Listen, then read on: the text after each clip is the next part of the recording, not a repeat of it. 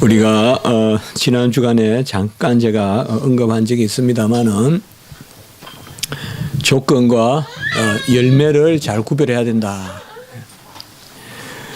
조건은 의의고 공로고 원인이고 열매는 은총이고 또 누리는 것이고 달콤한 것이고 조건은 많은 경우에 쓰고 또 그것으로 말미암아 이루는 그러한 토대와 같은 것이 바로 조건이라면 어떻게 보면 겨울 동안에 대지 안에서 뿌리를 받고 겨울을 물론 나무는 그냥 서 있는 것 같지만은 나무도 겨울 동안 어떤 성장을 휴면하면서 그런 조건을 갖췄기 때문에 봄날 싹을 내고 가지가 자라고 또 발화하고 이런 것이 있습니다.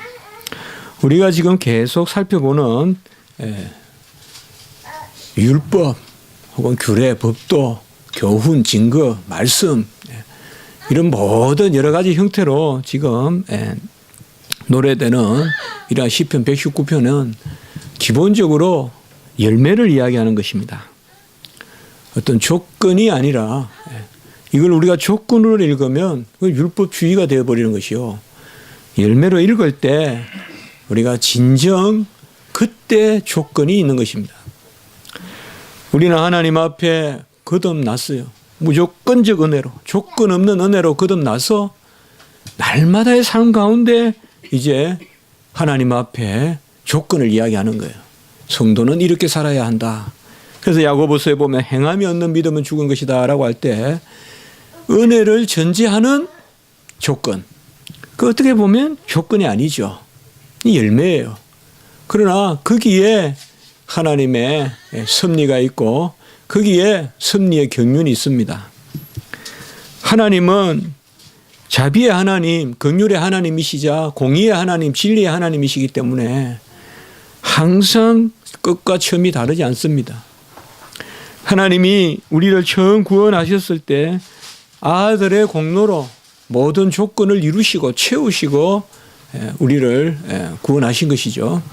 마찬가지로 우리의 삶도 그러한 조건을 채우는 가운데서 우리가 이루어집니다. 그런데 요는 우리가 살아가는 날마다의 이러한 거룩해지는 이러한 삶의 조건이 이미 주님 편에서 성취되었다는 측면이죠. 그래서 우리가 두 가지인데, 그럼 조건이 성취되었기 때문에 우리는 그저 열매를 누리면 된다는 측면, 이것은 전적인 은혜의 측면이에요.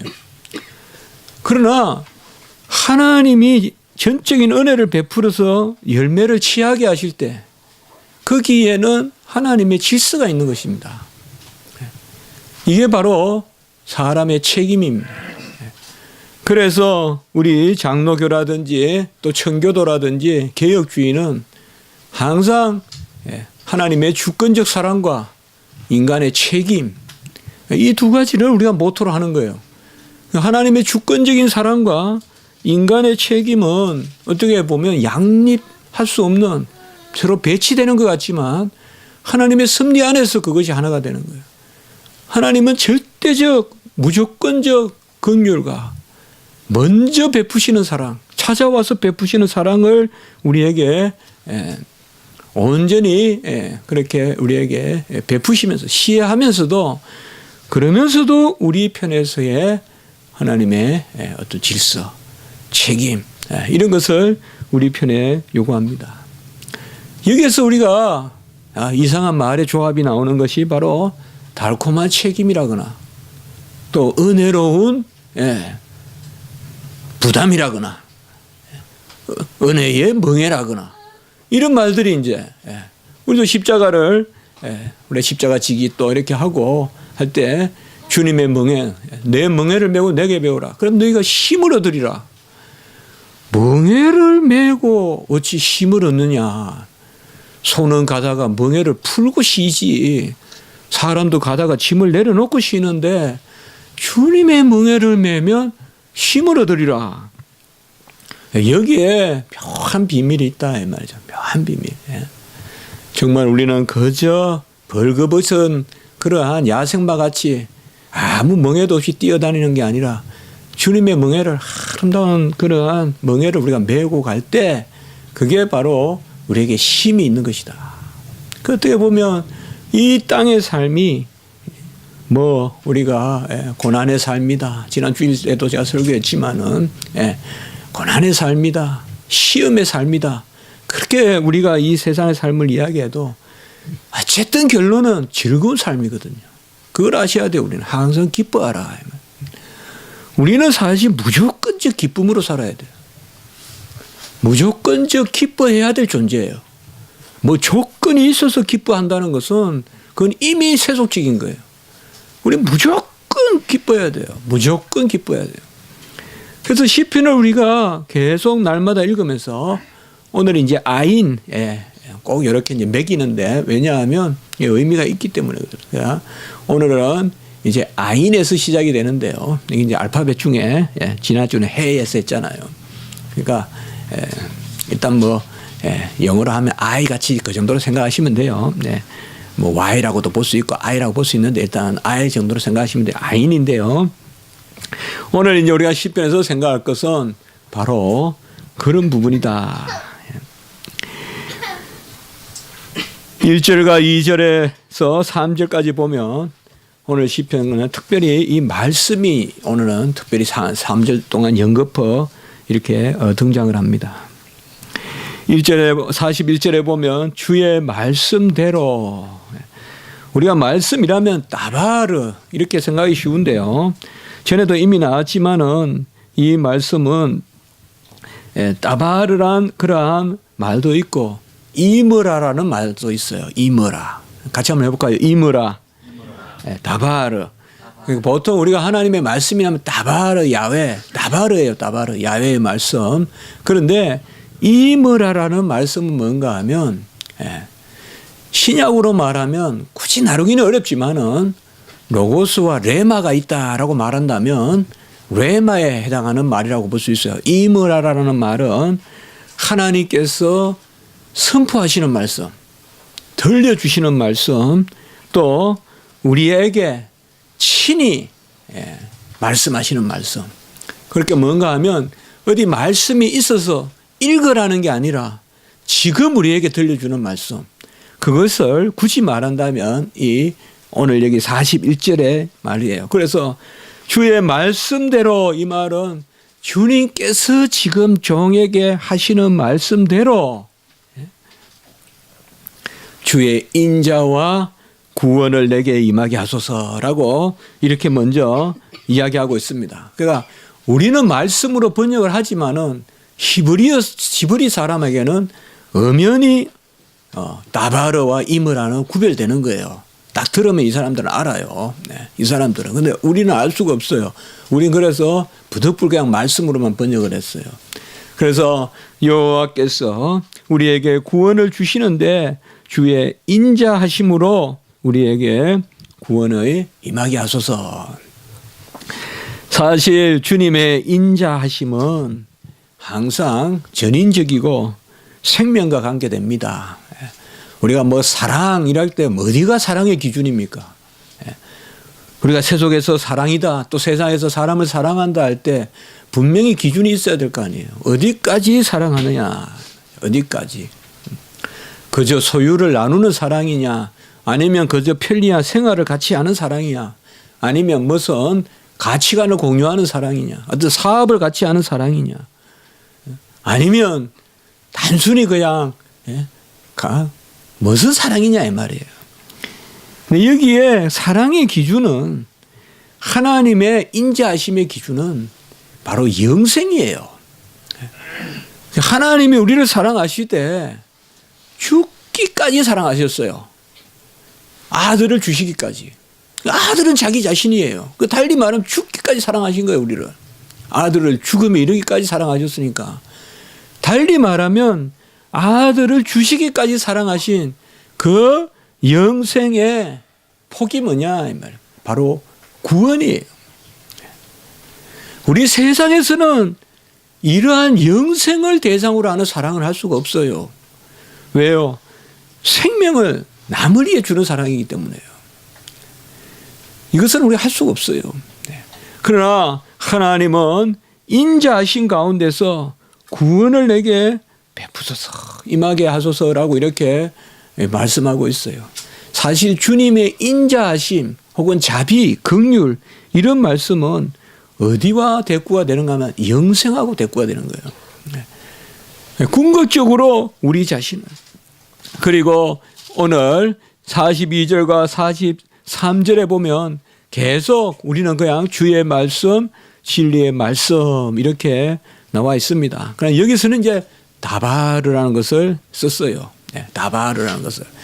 그러니까 뭐 굳이 나눌 필요는 없지만 엄격히 말하면 1절에서는 말씀하신 대로 종에게 말씀하셔서 인자를 베풀어 구원하소서.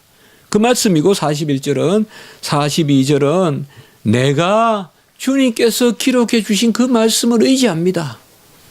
내가 주님께서 기록하신 그 말씀 의지합니다. 그러니까 이거는 이제 지금 현장에서 들려주는 말씀이 아니라 내가 묵상하는 말씀, 내가 붙드는 말씀, 내가 암송하는 그 말씀을 의지하오니 바로 내가 비방하는 자들에게 대답할 말이 있사오니라고 이렇게 말하고 있어요. 나를 비방하는 자들에게 대답할 말이 있다라는 이 말은 일종의 우리가 오늘 말하면 간증이다 이렇게 말할 수 있어요. 사실상 간증이란 것은 제1 목적이 뭐겠어요? 바로 여호와가 진리 되심을, 여호와가 하신 말씀을 이루신 것을 우리가 증거하는 거예요. 간증이라는 것은. 무슨 내가 어떤 터가 좋아서 내 안에서 무슨 큰일이 일어났고 그게 아니라 여호와께서 하신 말씀을 이루시는 그게 바로 간증이거든요. 그래서 사실 이 비방하는 자는 뭘까요? 시편에서 나오는 나를 비방하는 것은 나를 비방하는 게 아니라 결국은 여호와의 어떠하신가 여호와의 말씀을 비방하는 사람들이에요. 여호와가 어디 있느냐? 너희 여호와가 무슨 권능이 있느냐? 너희 여호와는 죽은 신이 아니냐? 이렇게 결국은 그 가장 비방의 극단이 어디서 나타나요? 십자가에서 나타나잖아요. 네가 선지자거든 내려와보라. 저가 엘리 엘리 라바 사박다니 저가 아버지를 부르는데 아버지는 왜 능력이 없는 신이냐? 너희 대신은. 내가 나를 비방하는 자들에게 대답할 말이 있다. 사실상 시편 기자는 가장 공고한 게 뭔가 하면 주님의 말씀대로 자기는 기록된 말씀대로 그렇게 새기고 있는데 그 말씀을 종에게 들려주셔서 곧 그 말씀으로 종에게 긍휼을 베푸시고 구원을 이루셔서 내가 이 말씀으로 대적들에게 증거하게 하소서. 그렇게 지금 여기에서 노래하고 있습니다. 어떻게 보면 먼저 그의 나라와 의를 구하면서 그 가운데 우리는 하나님 앞에 구하는 조건이 뭐겠어요? 구하는 하나님 앞에 담대한 게 뭐겠어요? 주님께 영광된다는 그것 때문에 담대하지. 우리가 주님께 영광되지 않는 일로 무엇을 구해서 얻는다. 그럴 때 어떻게 우리가 담대할 수 있겠어요?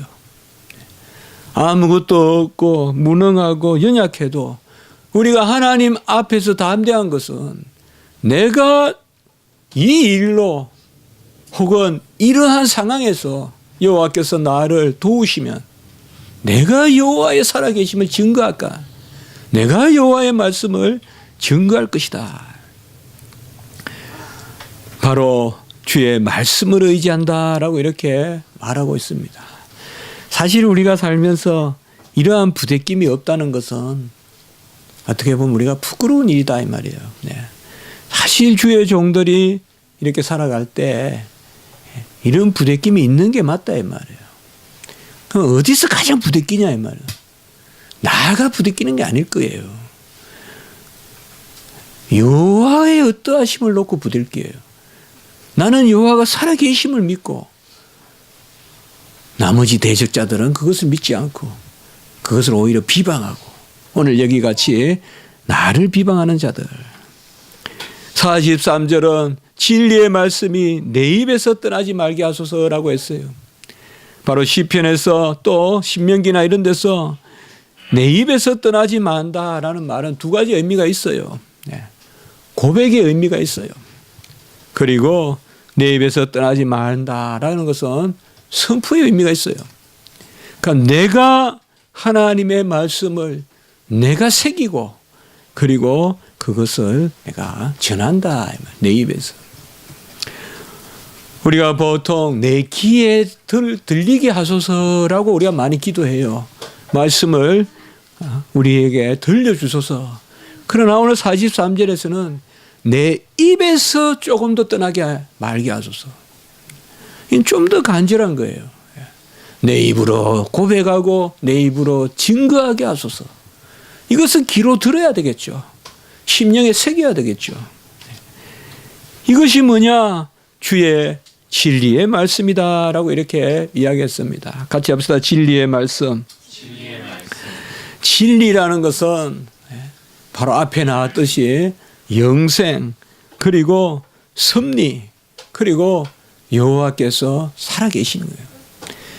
이 진리라는 말은 신약이나 구약이나 항상 언어 자체가 에메트란 달 자체가 두 가지 뜻이 있다 이 말이에요. 여기도 바로 실제를 뜻하고 두 번째는 현현을 뜻해요. 실제로 그러한 것이 드러나는 것이에요. 그래서 사실상 우리가 성경 언어들은 죽은 언어가 없어요. 다 살아있는 거예요. 진리도 그렇고 공의도 그렇고 모든 말씀이 살아있는 거예요. 진리의 말씀이 내 입에서 조금 더 떠나지 말게 하라. 이 말은 여호와께서 나에게 주신 말씀, 그 말씀은 어김이 없고 그 말씀은 여호와께서 하신 대로 친히 살아서 역사하시는. 우리가 살아갈 때 가장 되새기는 게 바로 이 진리의 말씀이죠. 그리고 진리이신 예수님이 오셨고 그래서 우리에게 진리의 영으로 오셨죠. 사실 기독교는 사랑의 종교라고 하지만은 그 사랑은 진리를 근거하지 않고는 될 수가 없는 거예요. 너무 우리가 기독교를 사랑의 종교다 이렇게 보는 측면에서 진리가 너무 무관심에 그런 도외시되고 진리가 너무 약하게 그렇게 생각돼서는 안 됩니다. 어떻게 보면 진리가 온전히 우리에게 역사한다는 것은 이미 사랑이에요. 이미 사랑이에요.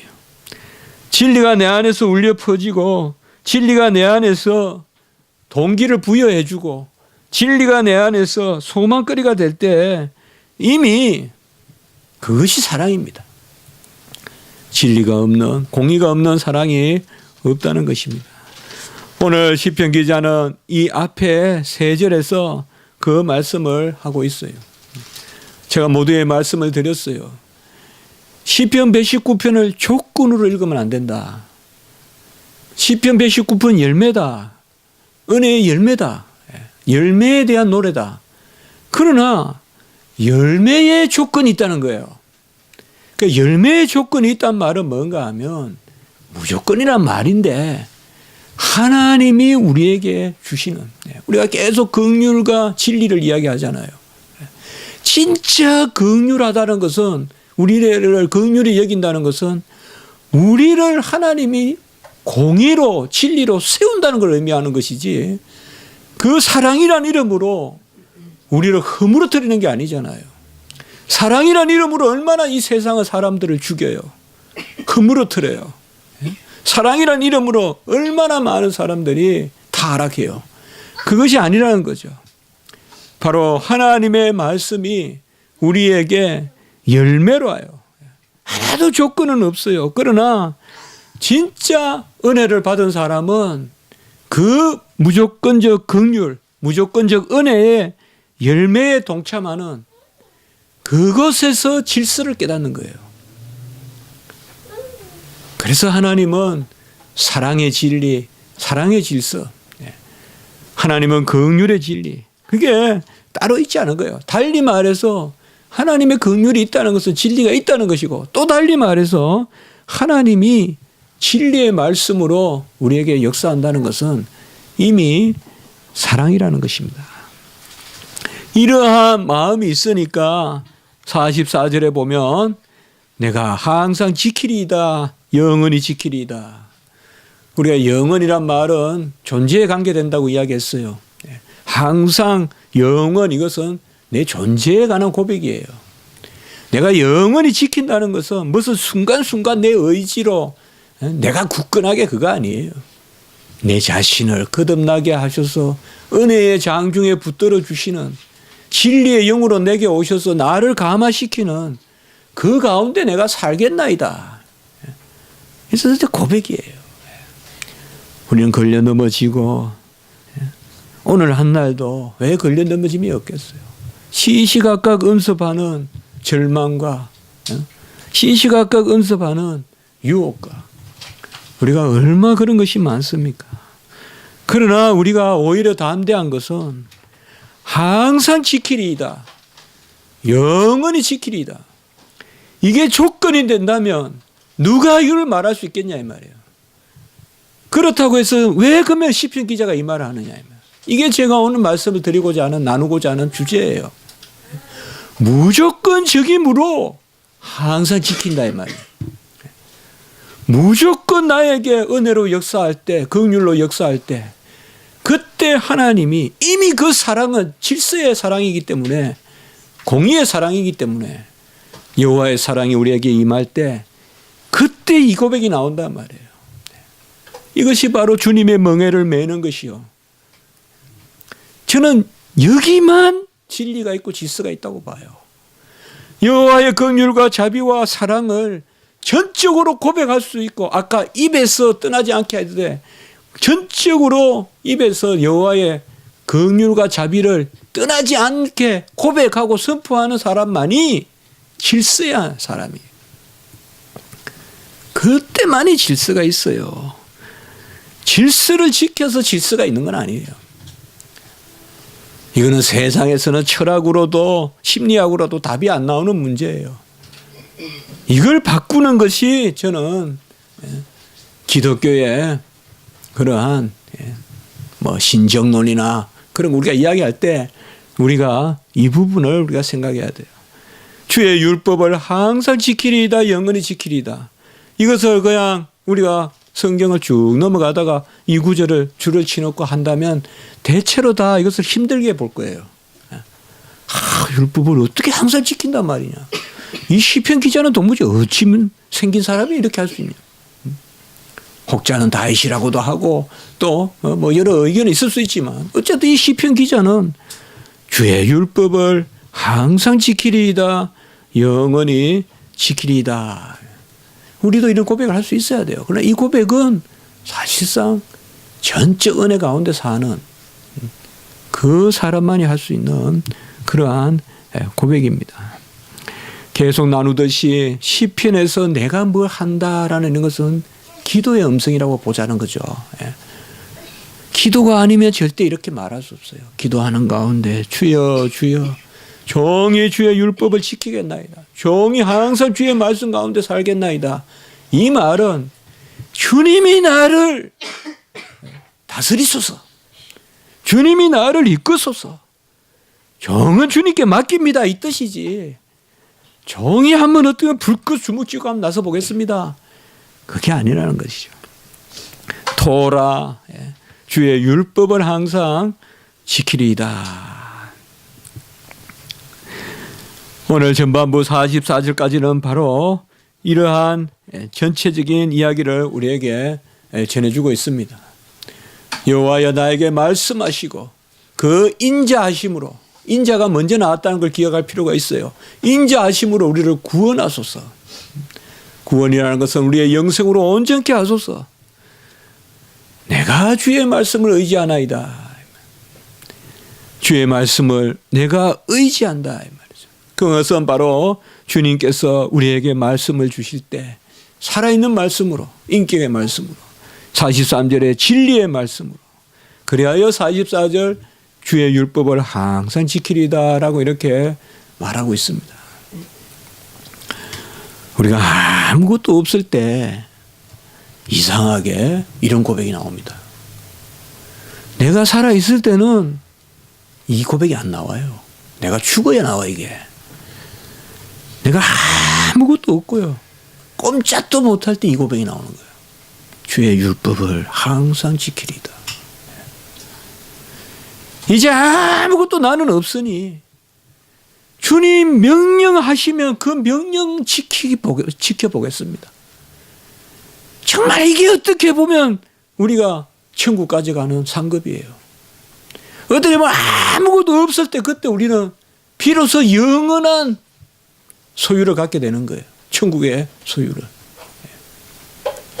뭔가 내가 할 수 있어서가 아니라 아무것도 할 수 없을 때 그때 한 가지 남는 것은 주여 말씀하소서.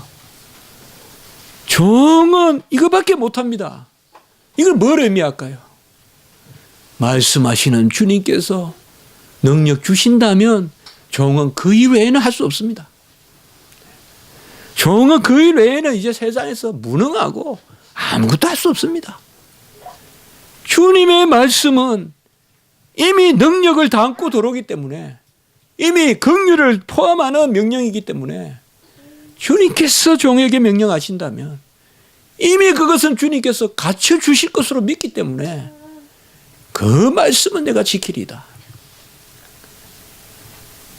어떻게 보면 마지막까지 우리와 관계를 하는 그런 엘리엘리 라바 사봤다는 거예요.